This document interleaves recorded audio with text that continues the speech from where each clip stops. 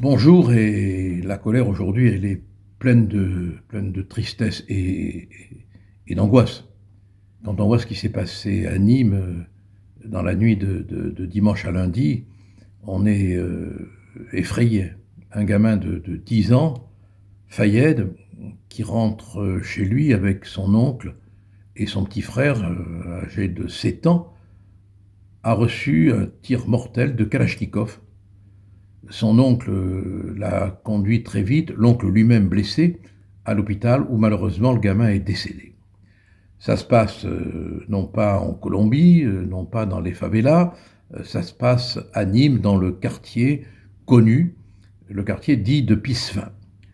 Et aujourd'hui, on apprend que quelques jours après la mort de ce gamin, un autre adolescent de 18 ans, enfin, adolescent on ne peut plus le dire, de 18 ans, a été mortellement touché, dans un contexte peut-être différent.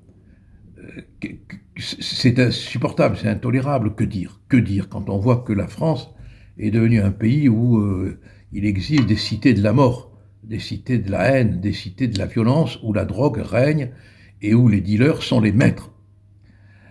Ce qui est incroyable, et c'est très significatif, c'est de voir comment la justice, en la personne du procureur de la République, a analysé l'assassinat de ce gamin de 10 ans, sur lequel on doit tous pleurer, Fayed.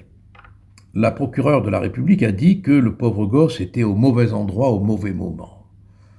Dans peu de temps, ce sera sa faute s'il était là, quoi. Cela veut dire qu'en France, on peut mourir parce qu'on est en France, au mauvais moment et au mauvais endroit, quoi. C'est pas les délinquants, les criminels qui sont là au mauvais endroit et au mauvais moment.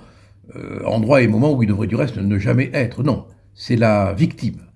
Et puis le procureur est allé plus loin en déclarant, et là je crois qu'on est obligé de le citer pour que vous compreniez tous, il y a un cap de franchi sur l'idiotie. Non mais comment peut-on qualifier de tel comportement criminel d'idiotie? Totalement irréfléchi. Alors voilà, ça y est, on est dans l'irréflexion. Et on se demande, dit le procureur aujourd'hui, si ces auteurs de tirs ont conscience de la gravité des faits. Voilà, on est déjà dans quelque chose d'absolument incroyable qui relève presque de la plaidoirie. Hein. C'est de l'idiotie, c'est de l'inconscience, c'est de l'irréflexion. Non, c'est du meurtre, c'est du crime. Et ces propos de la procureure révèlent à quel point la justice est dans un état de délabrement, quoi. Effondrement complet de l'analyse, effondrement complet du vocabulaire, idiotie, irréflexion, manque de conscience de la gravité des faits. Bon, ça montre à quel point il y a une contamination de l'idée de justice par l'environnement qui fait qu'on ne prend plus la mesure réelle de ce qui se passe. La France est débordée.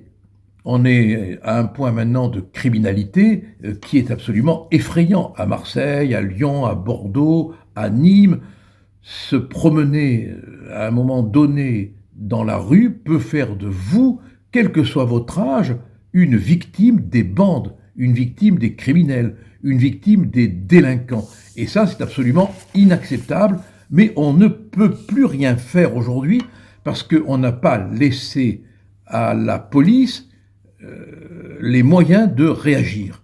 Et il serait grand temps qu'on prenne la mesure de la gravité face à ces groupes qui se sentent tout-puissants sur le plan criminel, tout-puissants sur le plan médiatique, car ils sont défendus, tout-puissants sur le plan financier et tout-puissants sur le plan géographique.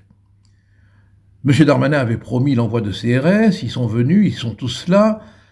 Ça n'a pas empêché que, selon BFM, alors on peut les croire quand ils le disent, parce qu'ils ne sont pas vraiment très méchants avec le pouvoir, le deal s'est reconstitué tout de suite. Et comme je vous le disais, un jeune homme de 18 ans a été tué. Voilà, on en est là. La France est devenue, n'en déplaise au ministre de la Justice qui vit dans le fantasme, lui, la France est devenue un véritable coupe-gorge et un champ de tir pour Kalachnikov de dealer.